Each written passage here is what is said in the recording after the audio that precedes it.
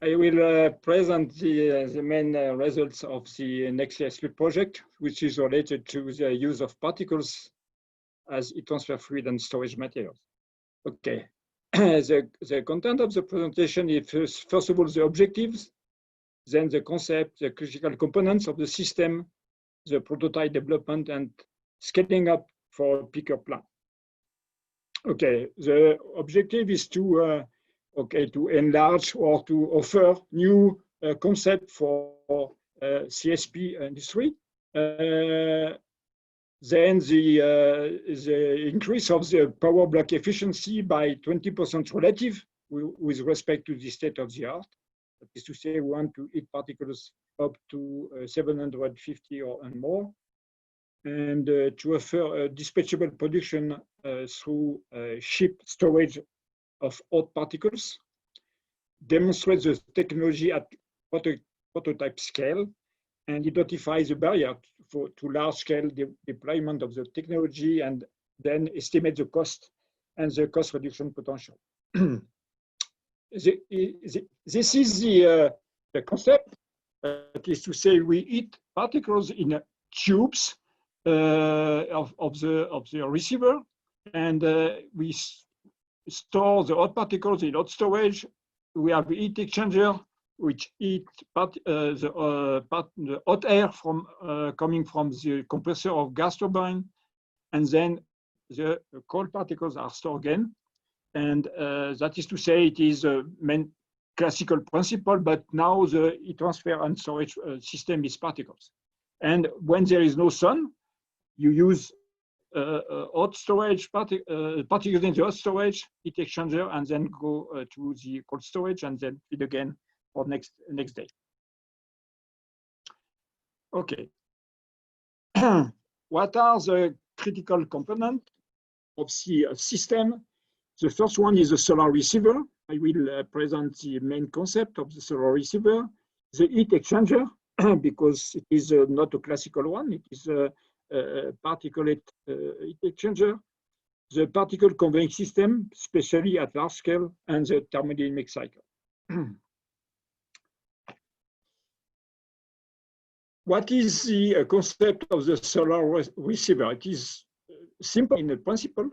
It is an upward flow of small size fluidized particles, which is created in tubes irradiated by concentrated solar energy. That is to say, the concept is similar to molten salt, let's say, but because it is tube receiver, but it is now small size particles that are flowing in the tubes. And the driving force is the pressure.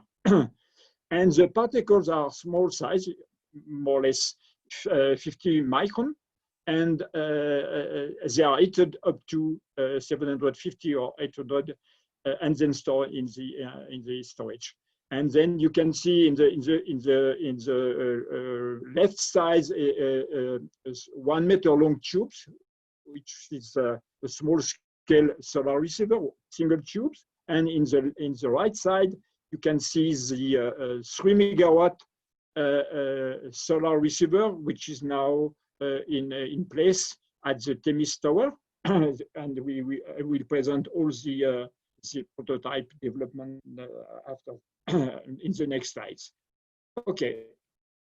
Concerning the solar receiver, we will integrate this one, that is to say the 3 megawatt one at the Themis Solar Tower, which is a tower in France, near the Odeyo solar furnace in the south of France. And we have, okay, you know, a classical approach is the optical simulation of the solar field, then the integration of this simulation in a thermal model of the solar receiver, and then we apply aiming strategy in order to limit the solar flux density on the tubes at less than 500 kilowatt per square meter, in order to avoid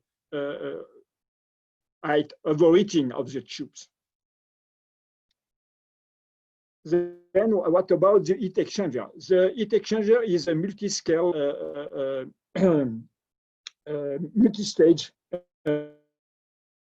fluidized bed concept in which you have a flow of particles flowing in a reverse side to air flowing in tubes. The air is coming from the compressor of the gas turbine. And at the right side, you have the variation of the particles and air temperature with respect to the number of stages.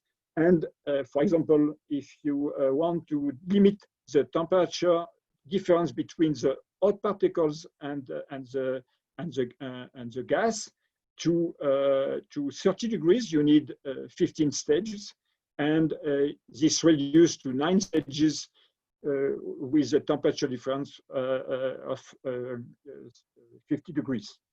At the demo scale, we use only 6 stages in order to reduce the size and the cost of the system.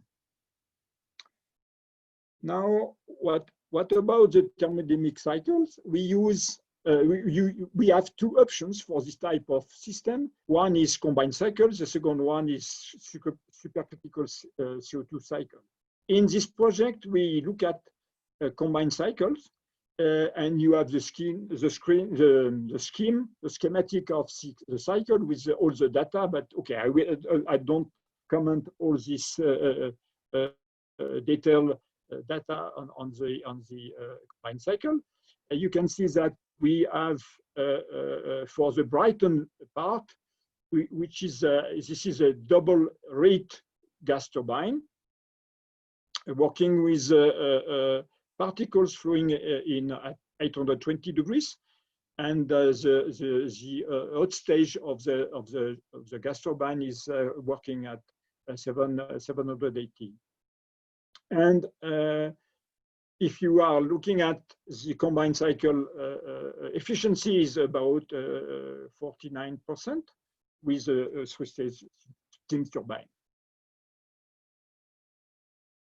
Okay, and now when we have all the component of the system, we can have overall system simulation software in order to integrate all the component: solar field, solar receiver, heat exchanger, and gas turbine model in a hybrid system, model of the hybrid system. But depending of the temperature of the particles, we can work either in hybrid mode or in full omnisolar mode.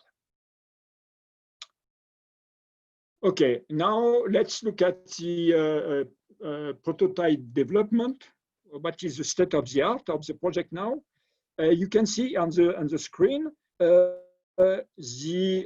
the integrated component at the top of the tower, of the Themis tower. The level is located at 83 meter high from the floor, and you have in the left side the front part with what we name the dispenser is the system which feed the tube of the solar receiver. That is to say, it is a fluidized bed of the particles in which we apply a pressure in order to push the particle inside the tubes. And you have the receiver panel, which is 40 tubes of 3 meter high. And then you have a storage which is behind. We will look at the next one.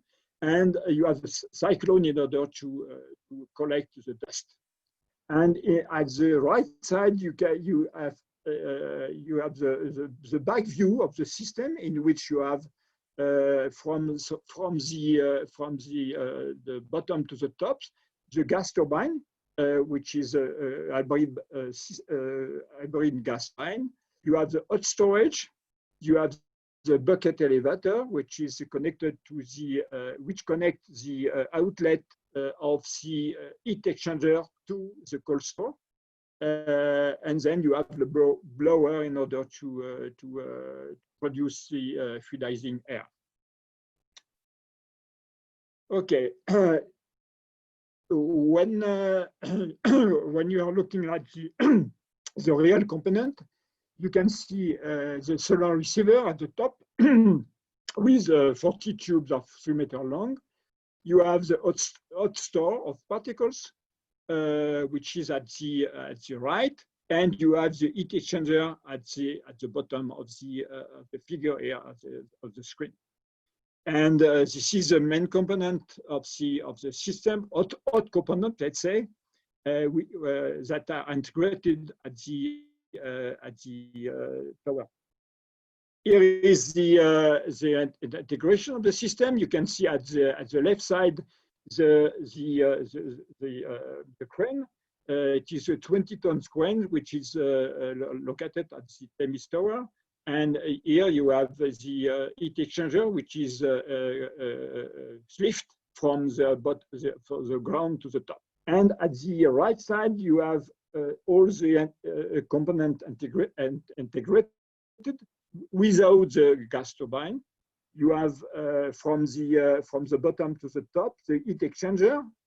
You have the bucket elevator, the cold store, and the solar receiver and hot store. Okay, you can see that all is integrated in order to use the gravity to flow the particles from the top to the bottom. And you can see the size with the people down, and all the elevation is about 10 meters. Okay, this is the gas turbine integrated behind all the system. You can see at the left side, all the tubes are in order to connect the turbine to the hot air coming from the heat exchanger. Okay. For the commissioning, we hope to start the experiment next November, that is to say some weeks ago from now. But hopefully, because you know that due to the COVID, it's not so easy to organize the work of all the people working on the site. Now, let's do to the last part of my presentation is the scaling up to the 150 megawatt electric peaker plant. That is to say, the concept is proposed by EDF to produce electricity during the high consumption, high cost hours of the day. That is to say, at the evening and early night. And you have the graph of the production power during as a function of time. You have the starting during 40 minutes, and then you have the full power, and then the decrease of the production. And you can imagine that this starts depending of the day of the year. You can start at in summer at let's say 8 p.m. or 6 p.m. in winter or in spring. And in this system, we have 28,000 tons of particles, but the cost is very, very cheap. It is 150 euro per ton, and the capacity factor is very low because of the concept itself, because it is only a peaker plant. For scaling up, for the scaling up, we have to look at the problem of the limited size of the solar receiver, because we have tested tubes of 6 to 8 meters, and we think that the limited length of the tube, or height of the tube, is about 8 meters. That is to say, when you are looking at the maximum power, it is about 50 megawatt thermal per receiver. If you want to have a large-scale system, we need an array of tower modules. And in this case, you have the problem of the particle conveying technology. And at the right side of the screen, you can see the concept. in which we have 6 modules connected to a single storage and power block and heat exchanger and so on by the red line. That is to say, we have to convey the particles either horizontally and also vertically to the tower. And for the particle conveying technology, we have vertical conveying with bucket elevator. And the number of elevator is in parallel for mass flow and in series for torr weight is still in definition in order to choose the final manufacturer. And for the horizontal conveying, we have chosen the drag conveyor instead of apron conveyor because we can reduce the thermal losses to about 5%. It was we lost the energy by conveying, and for the sixth tower, we need 4 kilometers of single mass flow dry conveyor.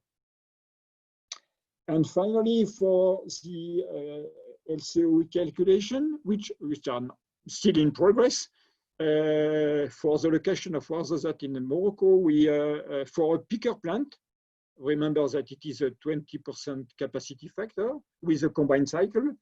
The first estimate is about 13 to 14 euro cents per kilowatt-hour. And for a base load plant with a 70% capacity factor with a supercritical CO2 cycle, the first estimate is about 5 euro cents per kilowatt. Okay, this is the end of my presentation, and this is the list of the participants. You can see here all the participants to this project, and particularly Whittaker Engineering is the supplier and the constructor of all the components of the loop. This is a Scottish company. And I thank the European Commission to fund this project. Thank you for your attention, and I hope you have a lot of questions.